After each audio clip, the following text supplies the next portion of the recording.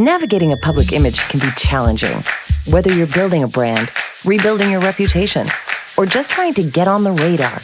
You need the public to trust you. But does the public trust anyone anymore? And has it ever trusted public relations? Welcome to Deep Dive, powered by Coldwater Communications. I'm Tamara Stanners. Over the course of this season, we've explored a number of compelling topics affecting the public relations industry. Reputation, trust levels, definitional problems, crisis communications, ethical practice, AI algorithms, being canceled, actually doing the work than when you're just checking the box. Highly informed professionals have helped us navigate important conversations on complicated subjects like ethics, the future of media, and crisis management. Some of those discussions have involved members of the Coldwater Communications team, which is much larger and more diverse than you might know. So for our final episode of the season, we want to further showcase the Coldwater team using a slightly different approach. Every week, Coldwater receives numerous questions from prospective clients, people considering a career in PR, or those simply curious about the industry. So, we used 10 of those questions to create an Ask Me Anything edition of Deep Dive with Coldwater founder Theodora Jean and multiple members of the Coldwater team. The result is a wide-ranging conversation that not only provides more clarity on how Coldwater negotiates the vast field of public relations, but also allows you to get to know the team a little better. I can't live without coffee. Love it. You can always depend on Chris to make the best jokes. So true. Salt and vinegar chips. Like, I'm burning holes in my entire mouth with this intake. Question 1. Okay, let's dive in. We often meet prospective clients whose lines of business focus on a single sector or industry, and they're wrestling with whether they should choose a PR agency that specializes solely in their sector, or if they should go with an agency like ours that works across several sectors. This is a question we get a lot. So I'm here with Nella Goyevich, our Director of Accounts and Business Development. Nella, I know this question has come up many times in our client discovery calls together.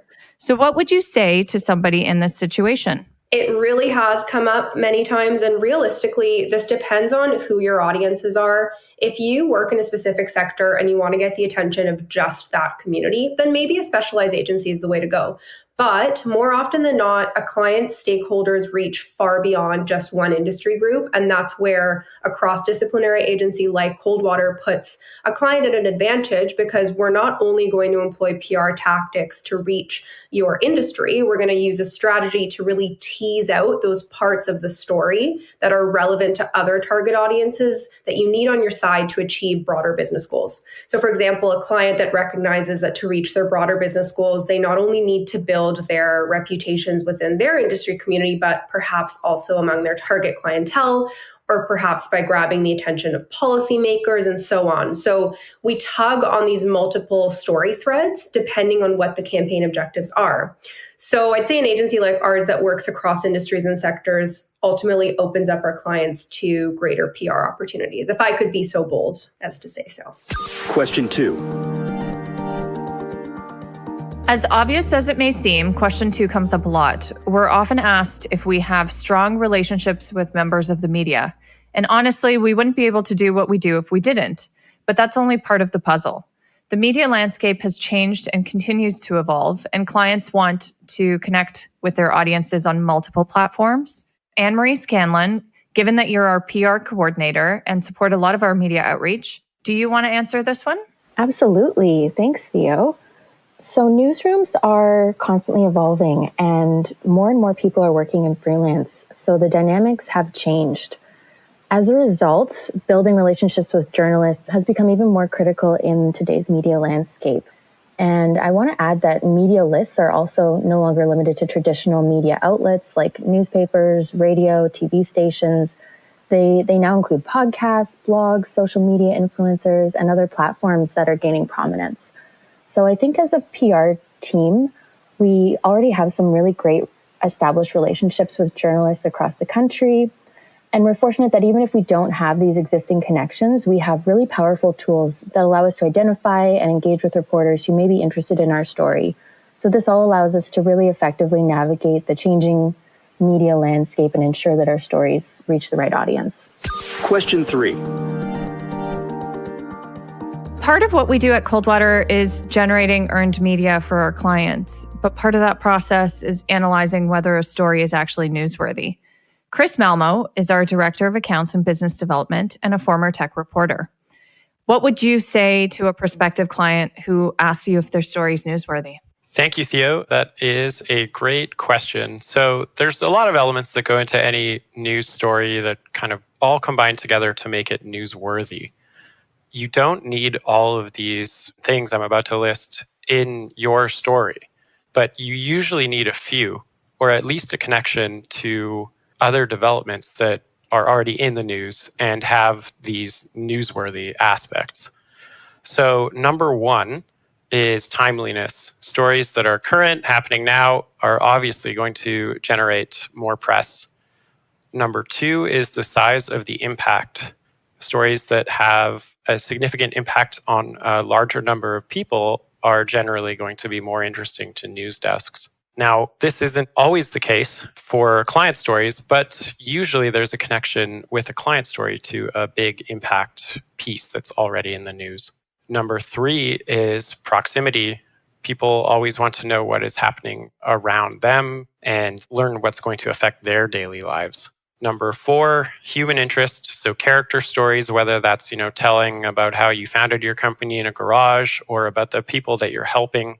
If you can bring out those human interest pieces, then you are in business. Number five is conflict and controversy. It's always newsworthy. It's not always advisable to jam yourself into these political debates or controversial issues, but this depends on your issue and really how much your position on it resonates with your target audience and lines up with your larger goals. Number six is unusualness. So stories that are unexpected. The usual joke about news stories is dog bites man is the headline. Well, if your headline is man bites dog, then that is surprising, out of the ordinary, and more likely to get picked up. Number seven, prominence, authority, celebrity. These things always attract more attention. So for profile building and thought leadership, you may not be a celebrity, but you're probably an expert, especially in your story. So positioning yourself as available to comment to the news can be a way to work your way into a cycle. Number eight, stories that have an impact on the economy or business, generally a good thing. And number nine, novelty and innovation. Stories that involve new ideas, technologies, things like that. They're just generally newsworthy due to their potential to change things up. So you've got a story, it ticks some of these boxes. You also need some resources to kind of bring it to the bigger story market. So the components that you'll need are really starting with good planning, solid strategy that outlines your goals, your target audiences, tactics, timelines, and your key messaging. After that, we'll build you a pitch customized to each reporter on media list of people who are actually going to care about your story. Pitches are basically just reach out communications to capture the essence of what it is you're trying to say and communicate why it deserves to be news. You'll also want to assemble a folder of media assets, pictures, video, B-roll, short backgrounders, things like that if you have them. That helps people put your story into the news in a more engaging way. You also need to designate a spokesperson who will be available on short notice, and ideally a backup spokesperson. And then you are ready to pitch. Question 4. Fiona, this next question is for you. So media training is one of those things that clients are most open to ahead of a scheduled media opportunity, but it's not always something that's prioritized in the interim. Clients often wonder if they really need media training, and we're fortunate to have the one and only Fiona Forbes as our resident media trainer. So Fiona, I'd love for you to answer question 4, which asks if a client should prioritize media training. Yes, that is the answer. You should prioritize media training. End of story. If you've got one person on your team that's media trained, you're golden. So if an opportunity comes up, you can immediately say yes and not pause and lose it. Because when people are working in newsrooms, they're working in media, they are working on tight deadlines. And if you hesitate just a moment or don't answer that email right away because you're too nervous because somebody's going to bring a camera to your office to talk about exactly what you want to talk about and you're not ready for it, you won't get that opportunity and you can't turn back time on that. A lot of people think media training is just for people who are on camera, for television, or in front of the mic for radio, or even for print. But there are many aspects of it that we can offer to people. Your CEO training for a talk, someone in your company, you want to elevate them professionally and promote them, presentations. If they have media training and people on your team have media training, internally you have somebody who can be on camera at the ready anytime for any topic. It's being ready. It's being game day ready to get your key messaging out there every single time. So when we take clients on, we always offer media training as part of our services, and we try and get that done out of the gate. And we've seen the differences with our clients. One client had a product that they wanted placement of, but getting product placement is extremely difficult in media because it can come across as advertorial no matter how good your product is or how much consumers will want it. Because media is suffering with advertising, it will get flipped to their marketing department in a second, in a heartbeat. But having a client on the ready, which we did, who wanted to get their product placed, we managed to do that for them, and the interview went extremely well. Every piece of key messaging they got on the table. And it's not just about knowing your key messaging. It's about being confident in delivering it and sounding like a voice of authority, because you've got that moment in time where you're in front of a camera or a microphone or getting a print interview, so that you know how to make yourself interesting, your messaging on point. There are so many tips and tricks that are extremely simple things. But if you're ready with media training, you won't miss that opportunity. And we all know proximity leads to opportunity. And if you're going to go to all the trouble of hiring a PR firm like Coldwater, but you're not doing the media training, it's missing an important piece of the puzzle.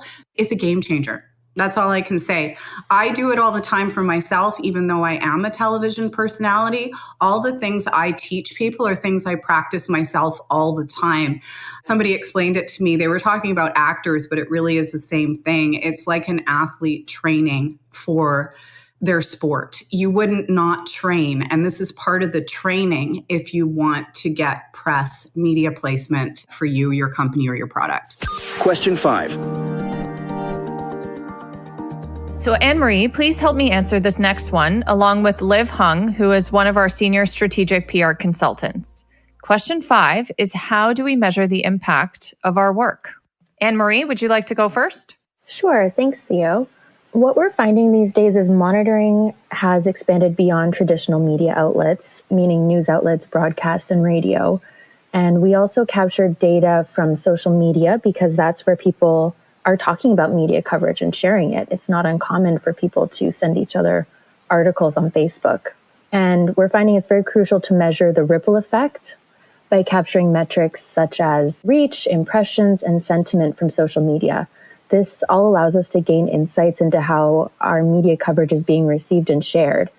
And it helps us assess the impact of our efforts and how they go beyond traditional media channels. Liv, what do you think? As Emery just touched on, it's really important that we do measure the impact of our work in the campaigns that we help our clients run. And we have a suite of fairly sophisticated analytics tools. But not only that, we have the skill sets to understand what the story that data is trying to tell us. And that will help us give strategic guidance back to our clients to plan sort of the next steps. So not only looking at vanity metrics and output metrics, but as Anne-Marie spoke about, we're looking at engagement metrics so that we understand if people are sharing articles, if people are liking and commenting on them. So I think it's really important to round out the story of the data with qualitative analysis as well. So that would be looking at comments or feedback from customers and sort of the quality as well of the media that we've earned. And doing a content analysis might be a really great way to do that. We have full capabilities to help our clients with that too. So these are just some of the ways that we can measure the impact and looking at the share of voice that we're helping our clients gain with our work. Question 6. Leading up to this episode, we put a call out to social media for questions. And one person asked us how a small business, especially in a B2B space, can benefit from a PR strategy, noting that it's easy to assume that PR is only for bigger companies and or B2C companies. Liv, what do you think? Well, at the heart of it, strategic public relations is really about building relationships. And I think that's applicable whether you are a small organization or if you're B2C, if you're a nonprofit or a large commercial entity. So building strong relationships is what enables success in all organizations. So whether those relationships are with media or other stakeholders such as policymakers and government, your employees or customers, it's all still very relevant. And ultimately, you want to have a cohesive public relations strategy that tie into your organization's mission and purpose. And that in turn will help strengthen all of these relationships. And going back to measuring, our results that are produced can be tied to specific KPIs and other performance indicators. And we can help identify those as well, what those might be and how to measure them. So in short answer, yes, I think strategic public relations is beneficial no matter the sector or the size of your organization. Question 7. I know that choosing the right PR agency and the right team can be a difficult decision. So when a client commits to working with us on a retainer, there can be some fear around what happens if their communications needs change from the originally agreed upon scope of work. For example, they sign on for media relations support and then they find that they also need social media, or maybe media relations becomes less of a priority down the line and they want to tap into influencers, for example.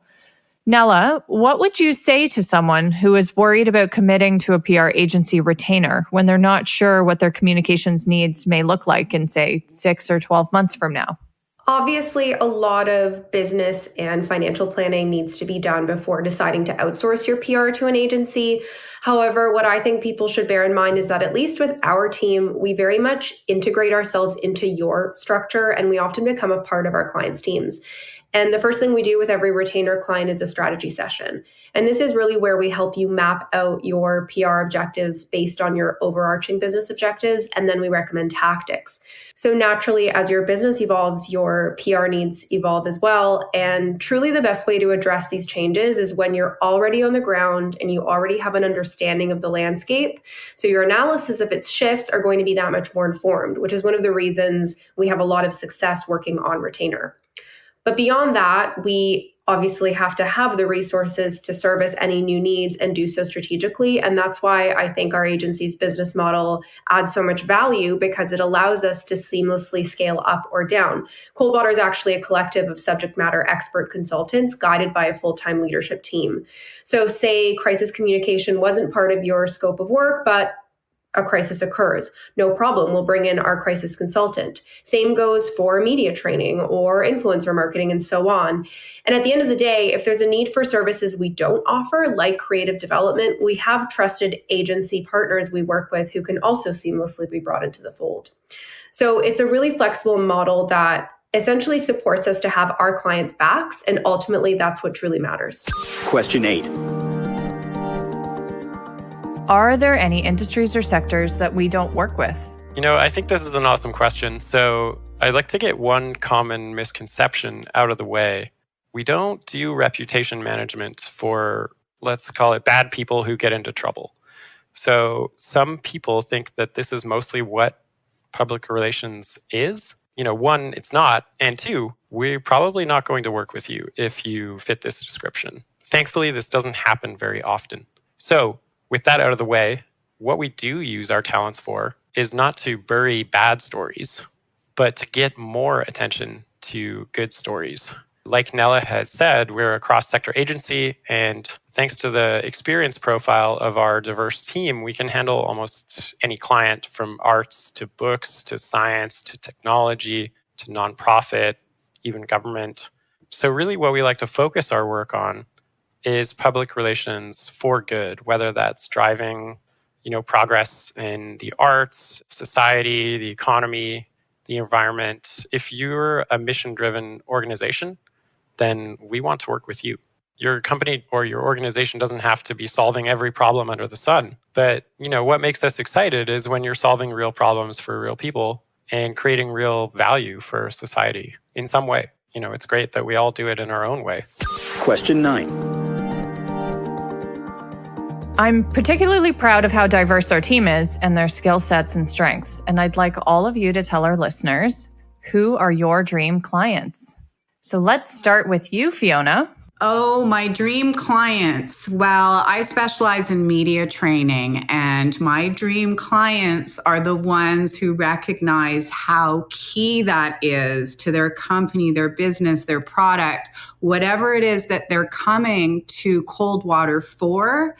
It can make things so much better in the end game, because when you're trying to get media, it's so difficult to get media placement, and you don't get to go back if you're not happy with what you've said on television, on radio, in print.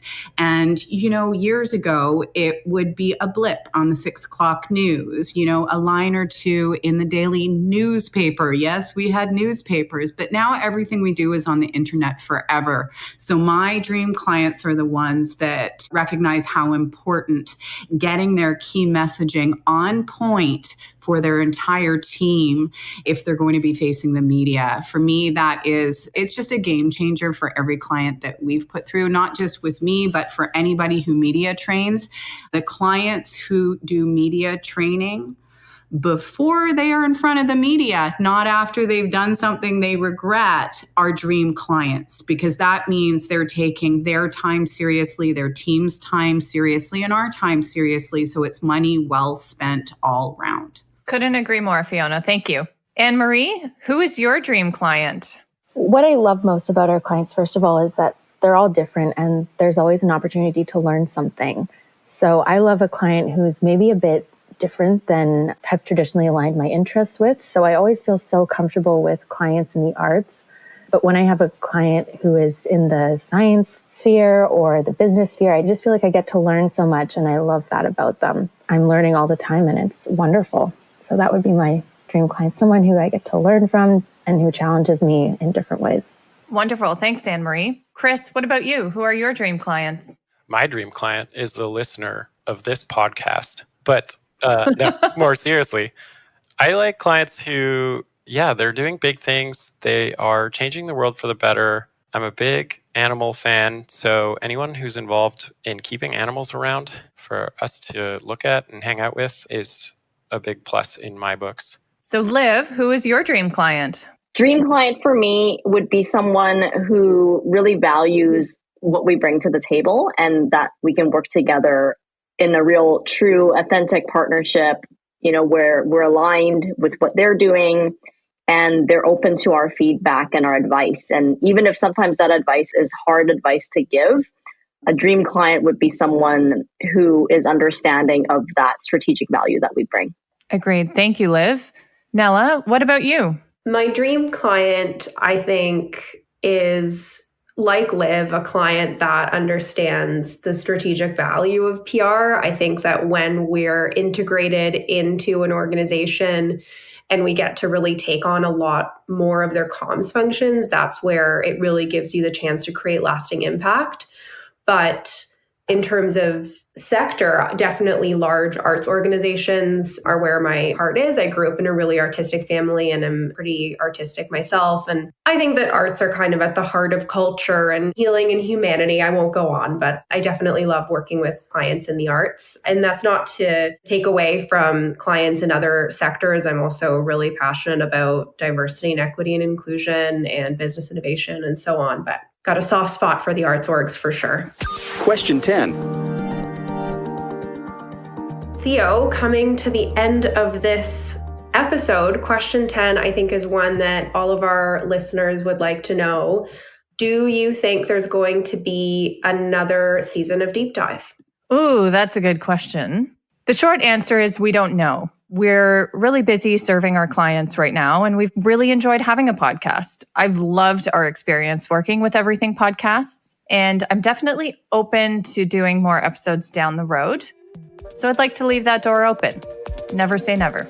Yeah. If you could see behind the scenes right now, my computer is perched on a spaghetti pot. You're making it look fabulous.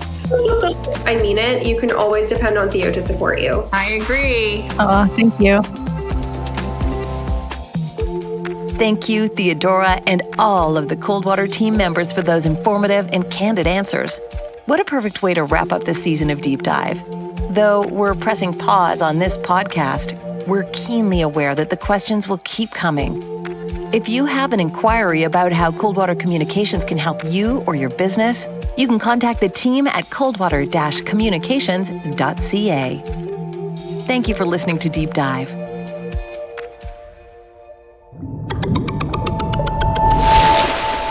Powered by Coldwater Communications. Another Everything Podcast production. Visit everythingpodcast.com. Subscribe wherever you get your podcast.